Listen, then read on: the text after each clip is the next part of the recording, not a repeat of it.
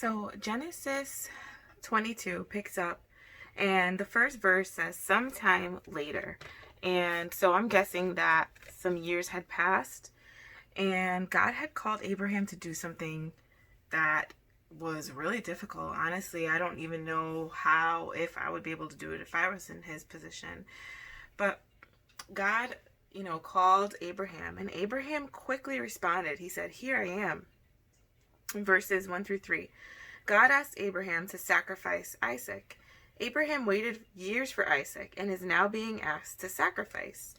So sometimes God will want us to give our blessing back, or he will try to kind of test us. And Abraham knows, he knows that the word says, or not the word, I'm sorry, that God said that there would be many nations through Isaac. Abraham knows that.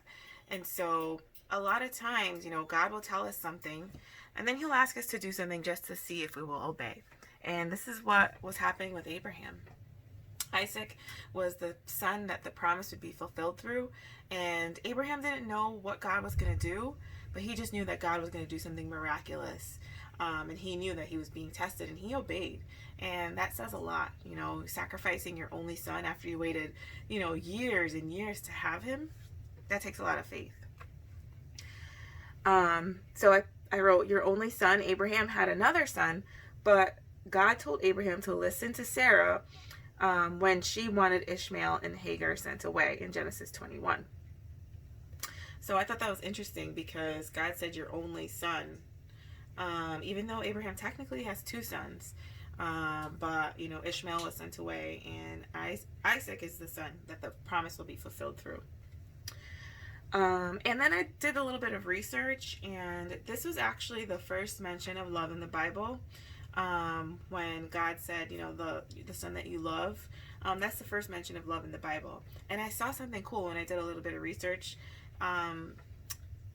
What the resource that I found it off of said that the relationship between Abraham and Isaac and what happened was very similar to what happened between God and Jesus. And Jesus was God's only son, the one that he loved. And we'll talk about that as we go on, but it was really showing the parallel between the two.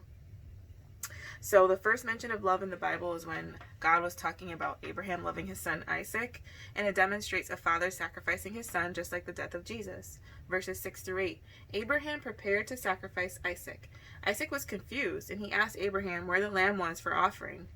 And this really tugged at my heartstrings, because Isaac, was a child, and he knew, I'm sure he saw his father sacrificing for the Lord. And so Isaac is, seeing his dad doing the same things that he did probably, and, to prepare to sacrifice, but there was no lamb. There was no animal to sacrifice. And so Isaac is like, Dad, where's the lamb? And as a parent, I think it would be really hard for me to do. I know it would be really hard for me to do this, to hear my child say that, and, just kind of keep going. This must have been so hard for Abraham. Again, he rose early in the morning. He did not hesitate. He did not delay obedience, as difficult as it was. Verses 9 through 10. Abraham was about to sacrifice Isaac, just as God instructed him. Verses 11 through 14. An angel stopped Abraham. There was a ram nearby that he used for sacrifice instead. And so it's so cool how God intervenes right at the last second. And, Abraham's faith was tested, and it's just proven that God always provides. There just happened to be a ram nearby that Abraham can sacrifice instead. I don't think so. I think that God set that up purposefully. And it's really cool to see how God will just intervene in our situation if we have obedience and faith. May not look like it's the ideal situation, and you're probably looking at your situation thinking, this sucks. Sorry for lack of a better word, but you're probably looking at it saying, this is difficult, this is tough, how am I going to do this? But just be obedient. Continue to be obedient, and God will make a way. Abraham trusted God because God always keeps a promise. Verses 15 through 18. The promise was confirmed with Abraham. And what I want to ask you is, are you willing to give up what you love most for God? There's nothing on this earth that you should love more than God. And so, are you willing to give up anything for God? That's basically what Abraham was asked to do. So this is the parallel that I was talking about between Isaac and Jesus. Isaac and Jesus, both loved by their father, and they both offered themselves willingly. Because if you read the story, Isaac would never fought his dad or resisted. He didn't say no, no. When he probably figured out what was going on, the word didn't show that he resisted at all. They both carried wood up the hill for their sacrifice.